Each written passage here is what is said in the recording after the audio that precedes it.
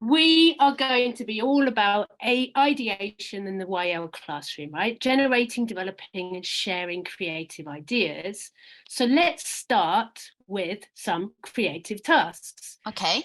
Okay, so these creative tasks I'm going to show you, Sarah, are Mm-hmm. from Curious Kids by Macmillan. They're All all right. different tasks. Look at the first one.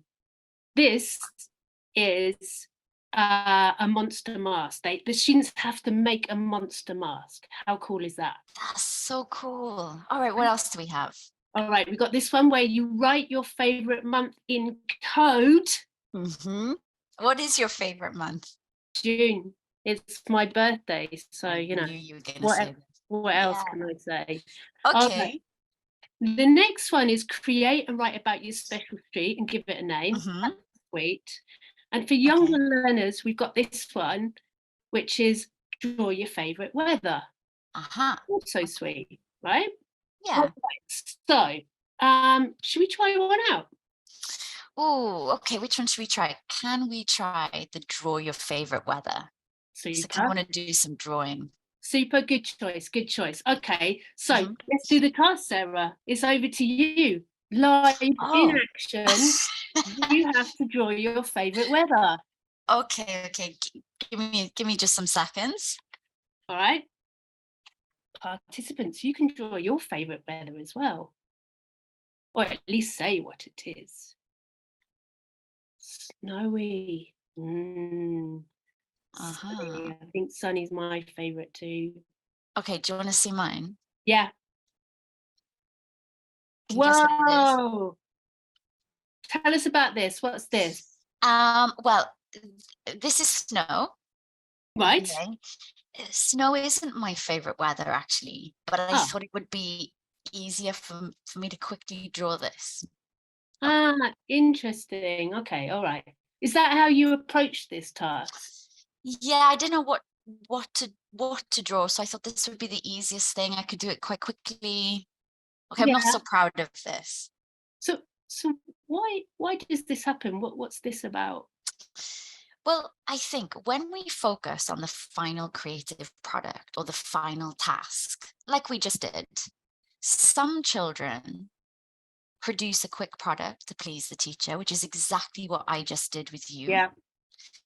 They don't know where to start. They can't think of ideas. They kind of freeze up, right? Mm, And that might mean that they copy their classmates' work, which is something that I definitely did when I was a student. Or yeah. they might feel a little bit more reticent or frustrated that they can't do it. Yeah. Okay. So why does this happen? Because I'm sure this is an experience that you've all had with your students in your classrooms, right? Well, this happens because usually the focus is here. This is the final product or outcome. And this represents the ability to create something new, or what we call creativity, right? Yeah. But in the classroom, when we focus here, we ignore the process of creativity, which is where the focus should really be. Okay. This is the generation of new ideas, which we're going to refer to from now on as ideation. And this happens before the task is finalized. So, see, can you tell us a little bit more about ideation? What exactly is it? Sure. Absolutely. So ideation is the creation of new and potentially useful ideas. So the process of that creation. Okay. And it's the creative process of generating, developing, and communicating these new ideas.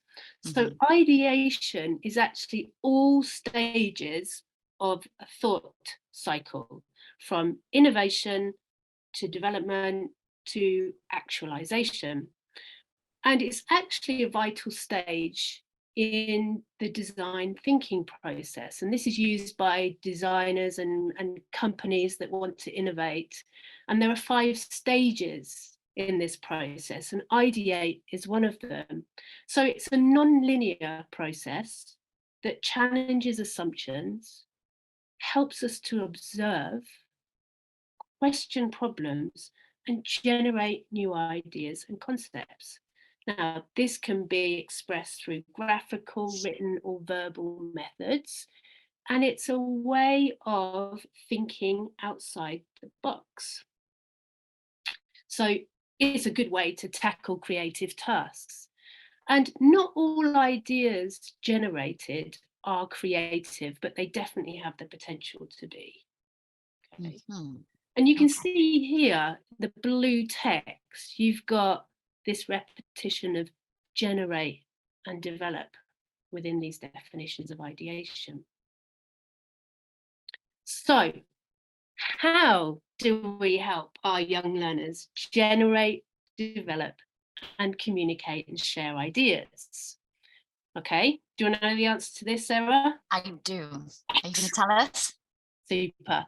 All right, let's go back to the original task that you did. Mhm. That lovely snowy drawing that you did. Okay. Yes. All right, so we're going to do this again, but the Okay. focus now is going to be on generating and developing ideas to be able to communicate the final product. Okay. Got it.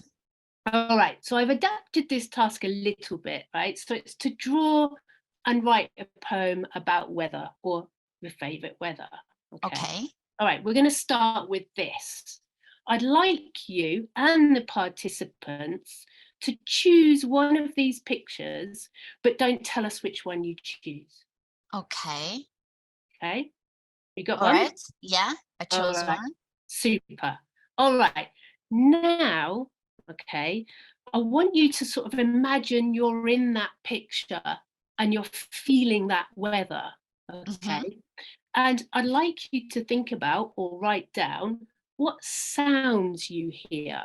All right. Don't write the thing Mhm. that makes the sound, Okay. just the sound itself. Okay. All right. Got it? I think I've got some sounds. Super. We've got some lovely chat suggestions as well. Super. All right, so it's about the sound themselves rather than the thing that makes the sounds, like splash we've got coming through. All right, so now, right, Yeah. I get the students to use these sounds to make a poem. Okay. Spotlight is on you now, Sarah, again. All right. Okay. All right. All right. See Okay. whether you can make a poem out of the sounds that you listed. Well, actually, here is one that I made a little bit earlier on. Do you want to see it? Yeah, Okay, I'm going to read it to you. Okay. yeah.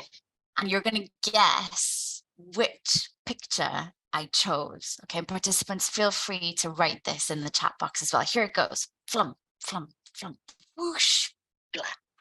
Oi! Ouch!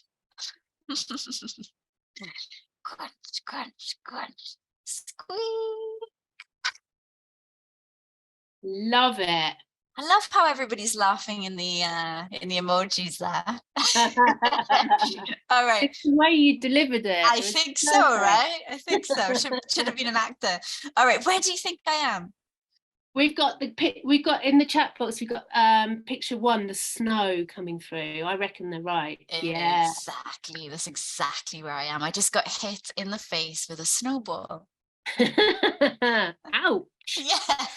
All right. Okay. So from here, right, we're going to go back to this drawing that we originally had. And I get Okay. now the learners to use their poem and the sounds Uh-huh.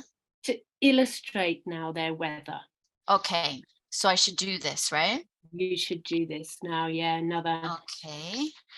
another little task for you, Sarah. No pressure. No, just a little bit. It's not like we've got an audience or anything, right? No, we're not live. Okay.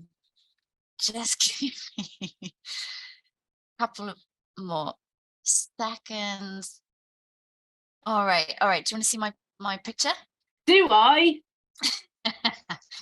Ta-da! Wow. Okay, Tell us about this. I really want to tell you about this. So this is me, all right, and I'm getting hit in the face with a snowball that my friend just threw at me. Okay, and you can see all my friends are laughing at me at the bottom. Yeah. And hey, can you see my snow boots? Yeah, they look They're very always, spiky.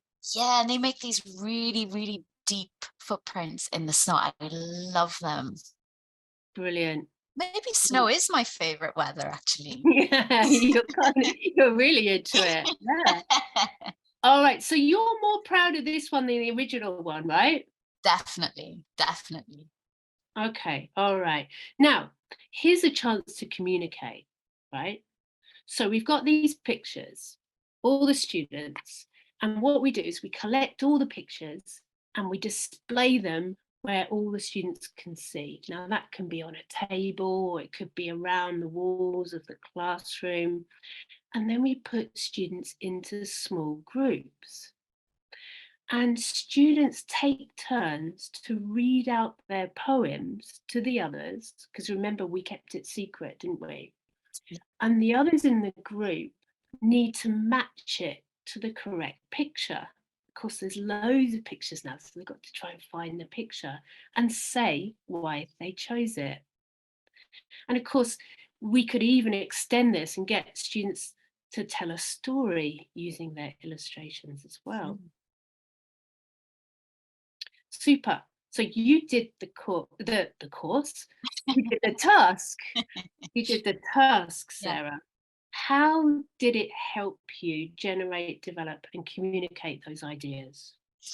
Okay, well, I think you definitely helped me generate some ideas by showing me some pictures, some images, and that made me think about which image I I liked the most. And it helped me Mhm. kind of choose, and I almost felt like I could envisage myself, I could picture myself in the photograph. So you really put me in that place. Okay. I wasn't just thinking of weather in abstract terms. You Yeah, kind of showed it to me.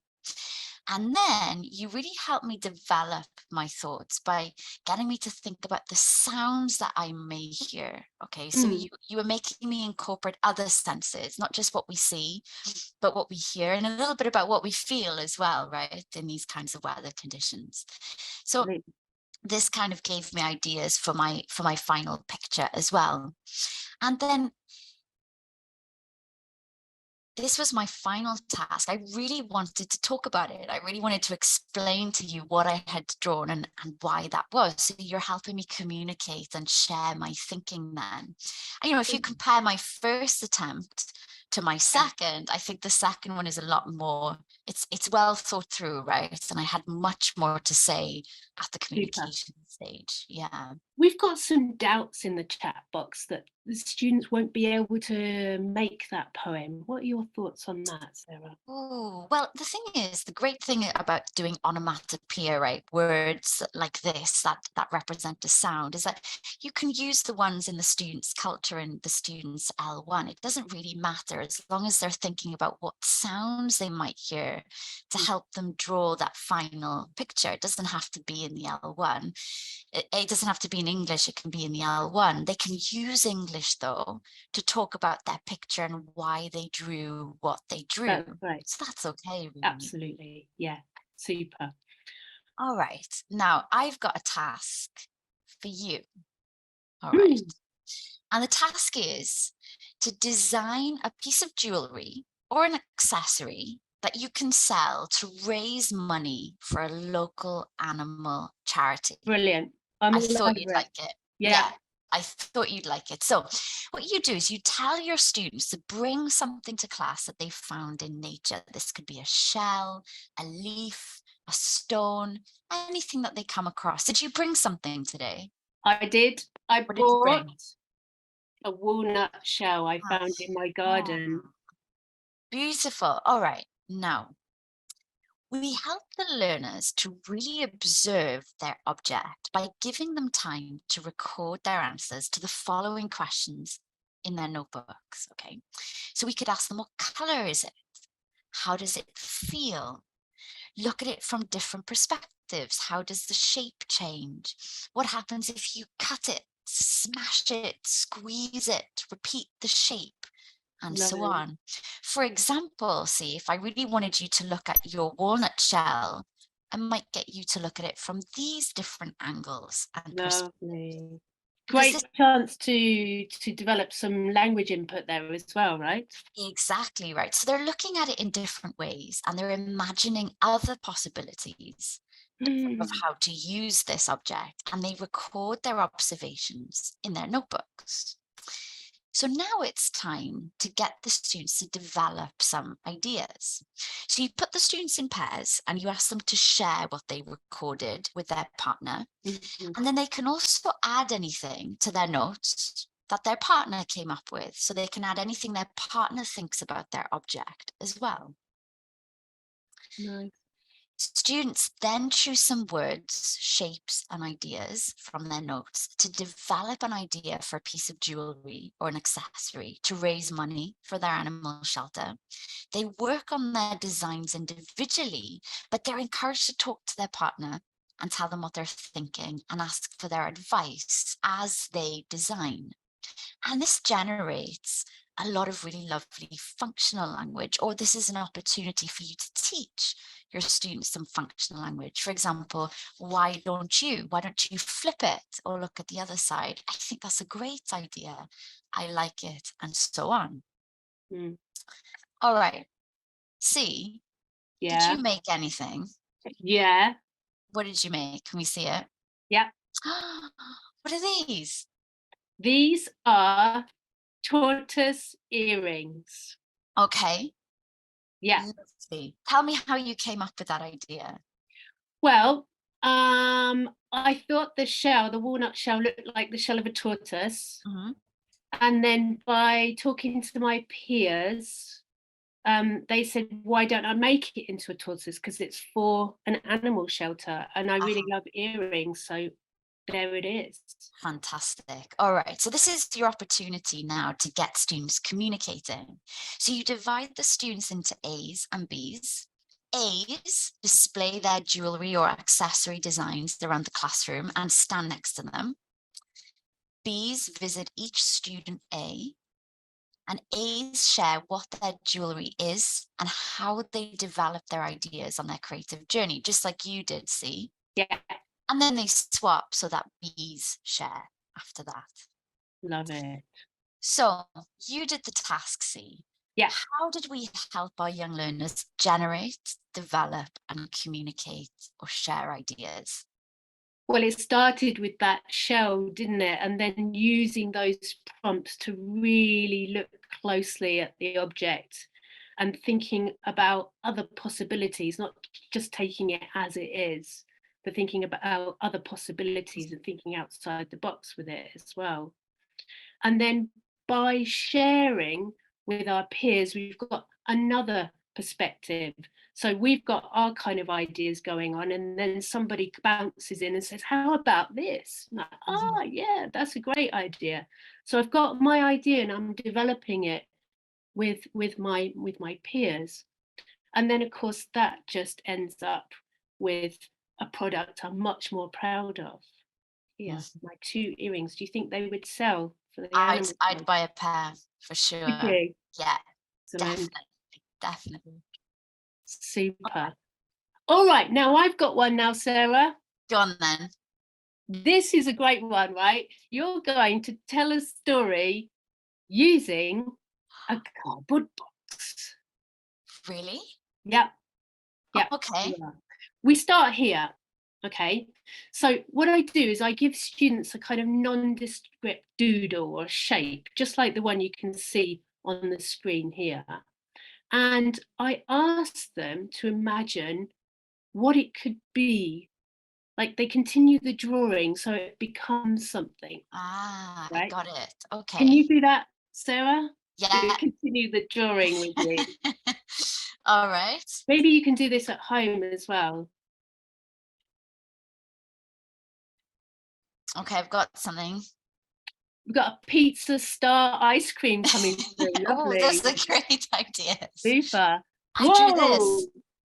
Wowzers. Yeah, What is that, a fish or a piranha? it's the piranha. It's, I wouldn't want to go near that. Exactly. Okay. All right, super. All right, so what's this, Sarah? This is a cardboard box. Excellent. All right, so here I get the students to choose a cardboard box, and I give them these different perspectives of a cardboard box. Okay. So Okay. you have to choose one. Which one will you choose? I'm going to choose the top left. Good choice. Good choice. All right. And from here, okay, we put the students into groups of 4, small groups, and they take turns to throw the dice. Here it is. Okay. Okay. And here is your box, your cardboard box. And you can see the numbers at the top. You can see this line or the squiggle or the doodle. Yeah. They correspond to the number that you throw. Okay. And then you have to add to the box with those Got it. doodles. Got Right? it. Got it. Okay. We Should we play? try? Yeah, you go first. Okay, let me go first. We just roll my dice. So I got a 4. And I'm Right. gonna draw these 2 on here. Okay. Super. All right. I've got 6. So Uh-huh. here's my contribution. Okay. And I've got now 5. There you go. Ah, look at that. Lovely. So it's already developing into something, isn't it? Importantly here, actually, this also teaches children to be flexible when their original ideas are different from what they first imagined. Yeah. Okay. All right. So would you like to read a story about a cardboard box? Of course, I would like to read a story about a cardboard box. Let's do Let's it. go. This is called Not a Box. It's to children everywhere sitting in cardboard boxes. Why are you sitting in a box? It's not a box. What are you doing on top of that box? It's not a box. Why are you squirting a box? I said it's not a box. Now you're wearing a box? This is not a box. Are you still standing around in that box?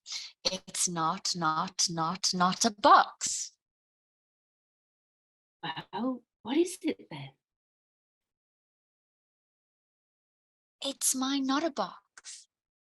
Ah, and off she goes into space. All right, now from here, after this story, the children are still in their groups, okay? So they choose a drawing that they started to work on together with the dice. Remember that we did before? Okay, and they have one each, yeah? Yeah. And they spend time developing their drawing now. They've got some inspiration from the book and their doodle before. And of course, they got time to develop as well. And after they finished their drawing in groups, they can then practice. What is your box? It's not a box, it's a rocket or, oh, Or what's a this? dragon. It's my dragon. A dragon. That is an awesome dragon. I like where you went with that. All right. So from here, we can get the students to put their drawings in the center of the table. And together, they need to develop a story that uses all the drawings on the table in their story. Now, this could be spoken, it could be written, depending on the age and level of your students. And if you have low level language learners, you can scaffold this a lot more with some language input and or prompts to develop a story. For example, who are the characters, what's the problem that they have, how are we going to solve that, etc. Okay, so you did the task, Sarah. How was it? How did this generate, develop and communicate ideas for our young learners? Okay, well, in terms of idea generation, you really helped me by giving me the box and the dice game. Because when I threw my 4 and started to draw my circles, I was thinking of maybe continuing it and turning my box into a boat, right? But then when you added the ears or whatever it was that you had in Yeah, your there head, it that is. really Yeah. it really changed my perspective on where this was going. So that was a nice way to take ideas in different directions and get children collaborating with each other as well. Now, for the development, so I made my dragon in the end. I was really inspired by the story. So the story gave me lots of ideas. For example, the box was turned into a hot air balloon basket Mm. and many other things, right? So this really helped me kind of develop my initial idea. I thought of what's an animal that could fly, right? And then, of course, the storytelling at the end to get students to tell a story using their box is really fun because it's very personalized, and they've got the prompt to use as they tell their story. So that helped me kind of communicate and share my ideas. And they've got creative constraints, haven't they? So they've got to develop a story with these constraints of they've got to include They these particular characters. Yeah, Exactly. And that's far more helpful than just giving them a blank slate to work with, right? Like write a story. If you'd started there, I wouldn't have had any ideas. But because exactly. we went on the journey with the box, I had a lot more that I could say about it. Super. Okay, so in summary, creative thinking is about the process rather than just the product. And helping our students generate and develop ideas reduces the pressure on learners to produce a final, amazing creative task. And by focusing on this ideation stage, learners also have the appropriate scaffolding to carry out the tasks we give them. And of course, we'd be there helping and guiding as usual anyway. And by helping learners to generate and develop these ideas, they will have more to share and communicate because it's more personalized, it's their imagination, it's their creativity, and therefore the language they use will be more meaningful. So, if you're interested, here are our references. And that just leaves us to say thank you very much. And thank you for participating in the chat box. We're Altonics. You can visit us here to see what else we do. Great. It's been absolutely great. A pleasure to listen to you both. Thank you very, very much. Thank you. I enjoyed your talk so much. It's so inspiring. Good. Great. Thank you, Alejandra. Look at all the emojis there. Good. Great. Oh, Great. wow, I can Well, feel the love. I can feel the love. all the energy going back there. Yeah. Traveling through all the oceans to get to you both. Okay. Yeah, that's sweet. Thank you so Just much. a few questions, because you know that sometimes we tend to like misinterpret certain things, and we feel that time, or the lack of time actually, or the number of students in the classroom, this may be a limitation, a constraint. What do you think? What happens, because one of our colleagues here is asking how we can adapt all this, or how should we get started when we only have 30 or 35-minute lessons?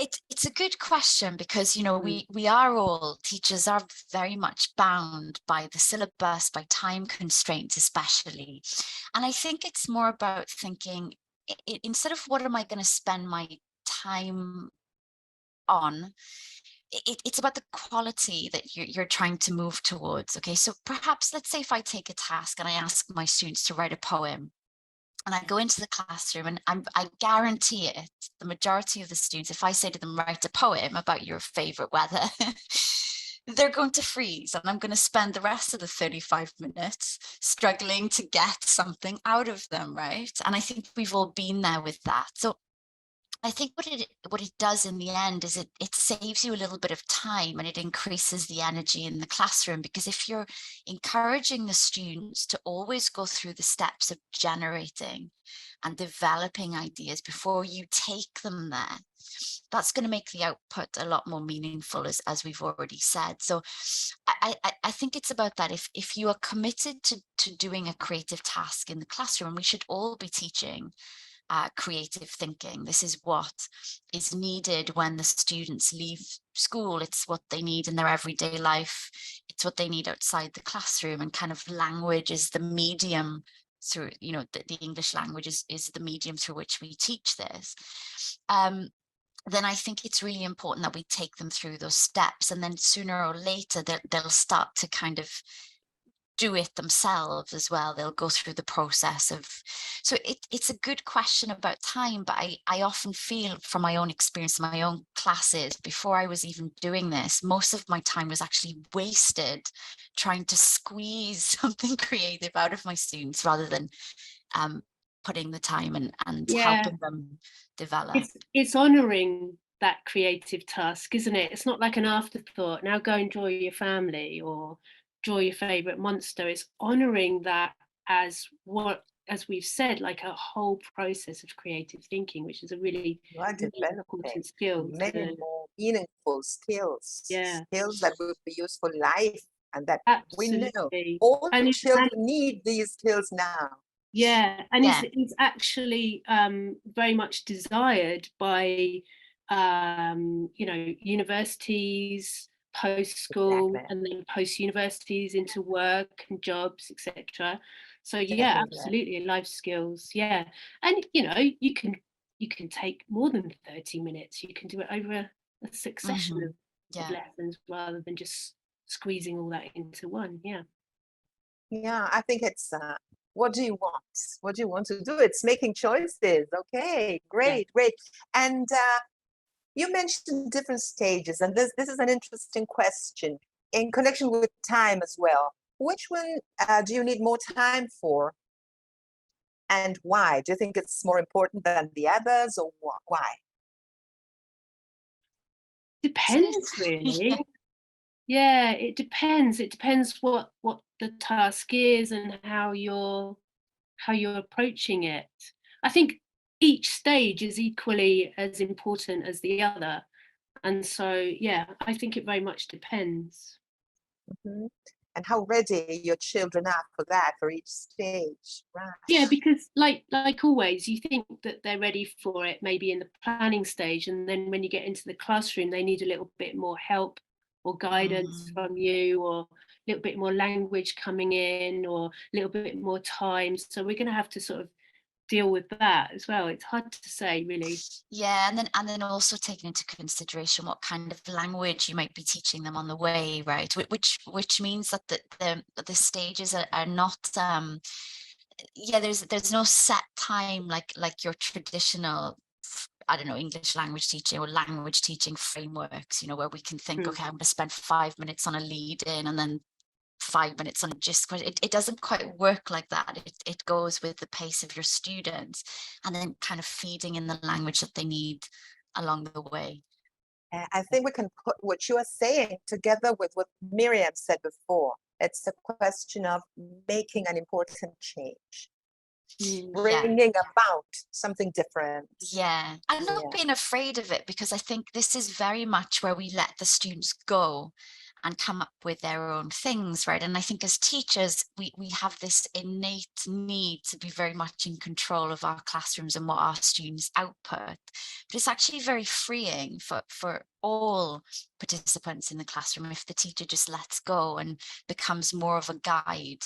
And seeing where this takes your students as well, you'll be really surprised what you end up with. Yeah, Ideal for inclusion. yeah, there's no right or wrong answer in creativity.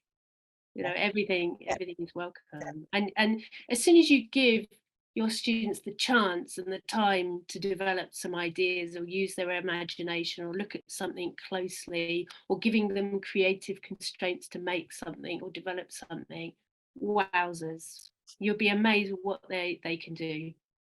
Right. Okay, it's been a great honor, a great pleasure. Thank you, C. Thank you, Sarah. Very All the welcome. best. Thank you so Thank much for you. having us.